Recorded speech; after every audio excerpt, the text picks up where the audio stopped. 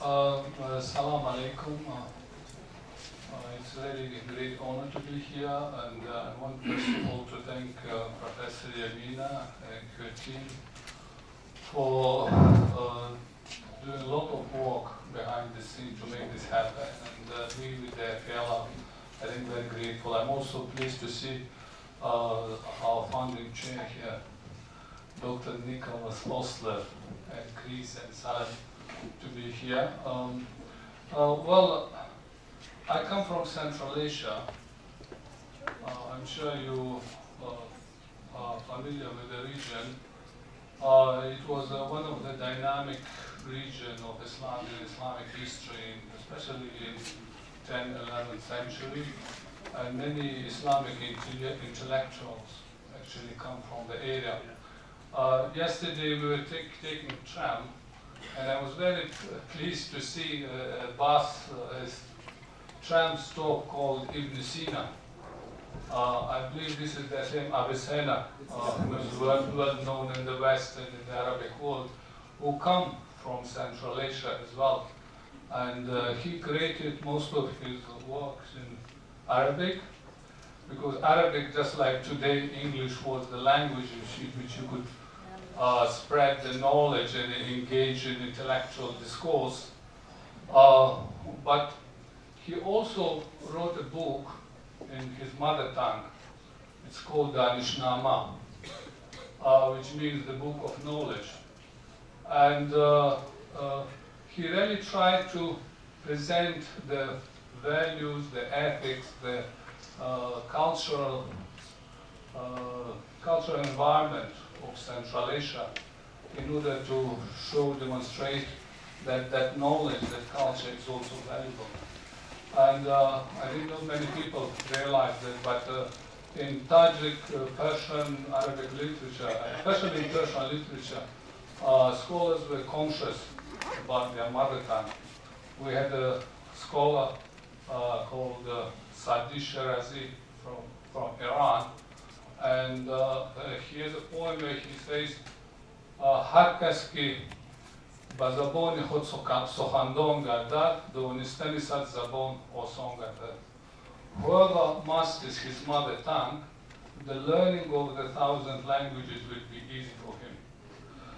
So that's, I think, just what preamble of my speech, but I'm going to talk about the endangered languages which are spoken in the mountain region of Central Asia, in the Pamir region, and Pamir is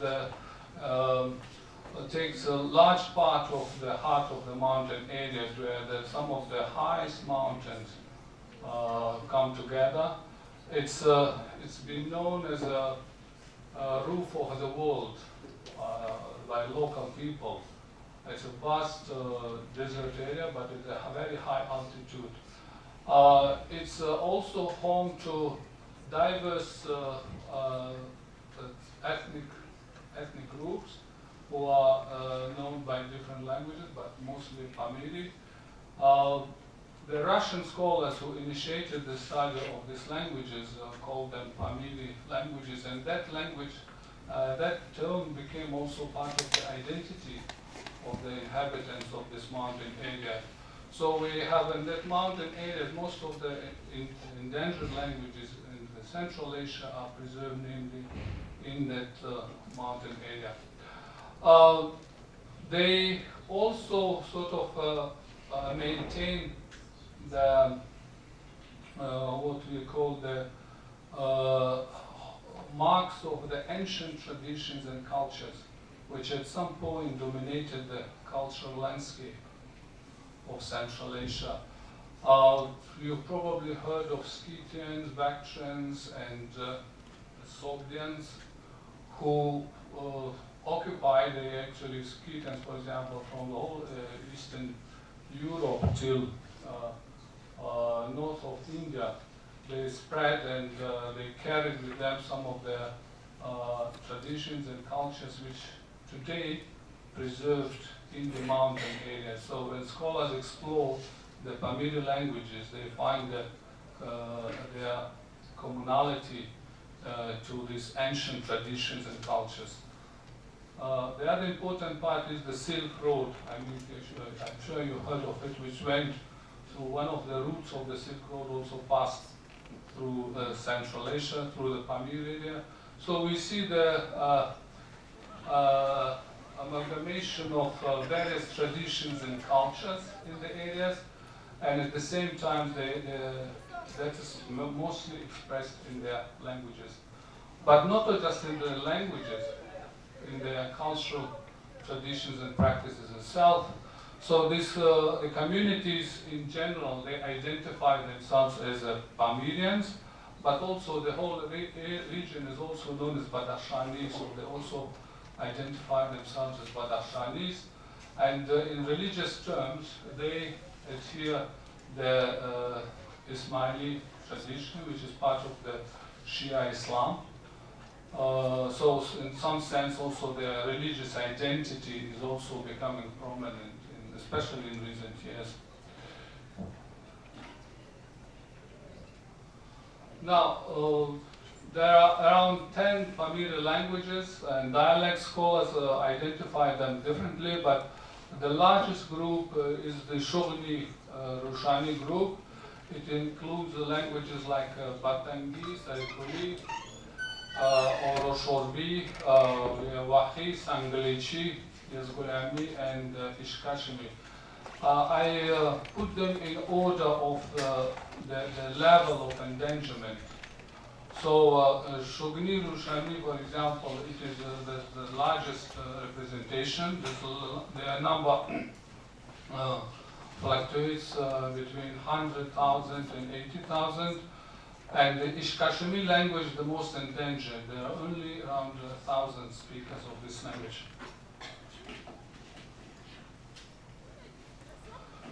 Now, the language situation in the region, particularly the mountain region itself, it is divided today between two countries like northern Pakistan, western China, Tajikistan, and Afghanistan. So in Tajikistan, which was part of the former Soviet Union, we observed the appropriation of language policies which existed during Soviet time. Okay? The main definition of the nation in Soviet time was a nation is unified by a common language, territory, economic life, psychological makeup. So one nation meant one language. And I think that situation was earlier described in the case of North Africa. It's very common. But interestingly, in Tajikistan, the constitution, the law, made provision for the preservation of the Pamiri languages, and it states that Pamiri languages as a distinctive and historical languages which should be preserved and promoted. And that's the end of the promotion of the endangered these languages. At the level of the policies, it's mentioned this, but in practice, nothing is being done to promote these languages, so there is a rhetoric and reality. Interestingly, when there are, in the case of, like we mentioned, Amazigh, I think that there are provisions as well, but not, and a lot of activities are going, but some resistance from the sides of the parents. In this case, when there are no provisions, no practical activities by the government, people look at it as a struggle for justice. And in that sense, their language, promoting the language becomes important for preserving their identity and achieving sort of a social justice in the society. So there were some awareness, that factor created some awareness by the communities which tried to promote their languages, but because of a lack of resources, financial support, that advancement is not noticed. So there are no written script. At academic level, scholars use Latin, even Arabic script, in some countries for these Pamiri languages, but from the government side, it's not taught, it's not allowed to promote in the education system. The situation is similar in other countries, but there are certain differences. Like in Afghan side, the government is not concerned about the languages right now, and it has been the case for the last couple of decades. So that was allowed that in some sense there were some activities going on to write textbooks and promote the Pamiri language on the Afghanistan side. But in China, where we have also Pamiri speakers, Sarikuli in Wahi, we observe a process of assimilation of these communities into the wider Chinese society. So in school, it's only Han Chinese is taught, and in a generation, if the situation continues, and generation also, the community will forget their mother tongue. Now, just before I go to some cultural change, I think cultural change is inextricably linked with the cultural diversity.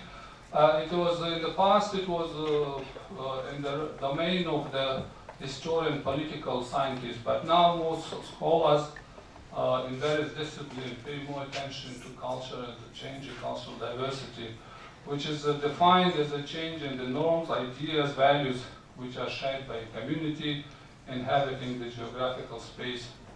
But interesting, the linguistic dimensions are often overlooked in the definition of cultural change, though it is through the language which the norms and ideas of the community are largely transmitted. But more lately, from the review of the literature, we noticed that scholars have tried to test the ideas on how the cultures may change the framework of the cultural evolution and social ecology over time. And thereby, cultural change entails changes in the behavior and psychological makeup of individuals and the various ecological factors, including socioeconomic and political circumstances. Subsequently, the identity and traditions of the community change and evolve to project the cultural transformation which the community experiences. But the vitality of the language is contingent on the community's engagement with their own traditions and practices. And that's what we said about how the parents are interested. It's the process of engagement which can take different shape, but it is essential for our elaboration, understanding. And the ecological factors which define cultural change can be favorable in preservation of language. In the case of the Pamiri languages, in the context of Tajikistan and former Soviet Union, the economic and social development played a vital role because, first of all, the region which I'm talking about, it has seen unprecedented economic development. The Soviet policy was for equality, for justice, and that was favorable for the minorities who took advantage of the situation. So let's just give some examples of how tradition and culture is integrated into the language. In the traditional Pamiri culture, the Pamiri house is a central element, probably the most ancient architectural edifice in the region. It comes from the word cheat, right? But it's not simply house when people use it. So when we look at the semantic, cognitive aspects of the language, there are different levels, different dimensions to this definition, which includes house, family, household, tradition, clan. Even there's another word in Slavic languages, which also comes from the Scythians, chada, which means children. Okay, so its whole thing is related to the family is embedded in the understanding of the term chief, which as I said, architectural edifice, where most of the ceremony traditions of the community take place.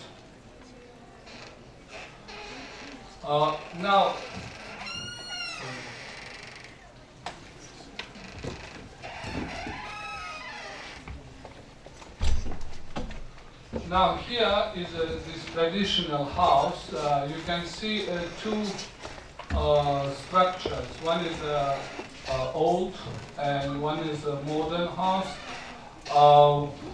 That's how the Pamir house probably looked like about 100 years ago, and now it has been modernized. But if you pay attention, you can see that the main component of the Pamir house are maintained. The structure of the house, it has been bigger, more decoration, carving, but the basic architecture is preserved. Why? Because it entails a lot of meanings in it, and people need to preserve the way it is built. So construction of the house can be identical to the constructions of the temple. The Pamiri house, the Pamiri people, they don't have, it's traditional, they didn't have mosque or prayer house, and all their religious ceremonies took place in the house. Okay? So it has this significance which we can look at some of the components, like it has 5 columns inside the house. And these 5 columns are associated with 5 angels. 5 angels in the Zoroastrian or Aryan tradition. And those are like, one of them Sorush, the god of obedience, the greatness.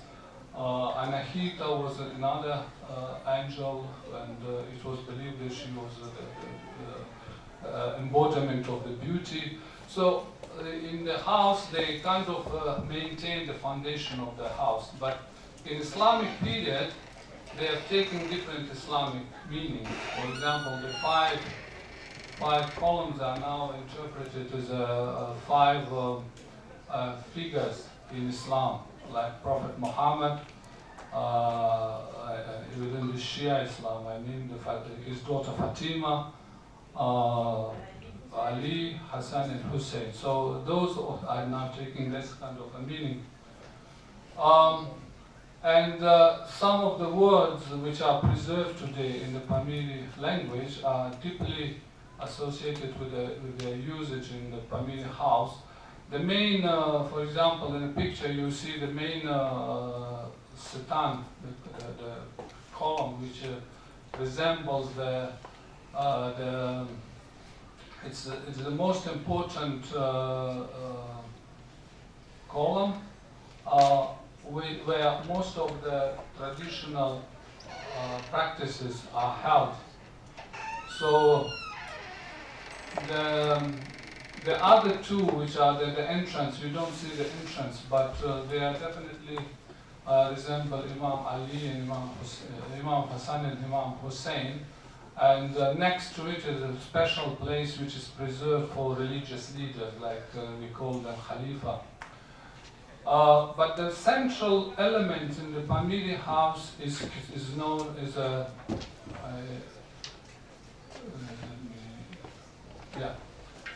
the central one is a fireplace, known as Kisor. It is the place where the fire is maintained, and it should have maintained throughout the year, because fire is also a sacred element in the Aryan understanding. It's also the place or craft of the women. So it is the place where in the traditional house and all the where traditionally women would sit during all the traditional religious holidays and ceremonies. It's also the women, I think, one particular feature about Central Asian Islam is that the traditional forms of practices are mostly associated with women, while the formal, you can see it is more with the practices which are dominated by men. So a lot of practices in the house are held by the women. One of them is called like a strach, which is burning in incense.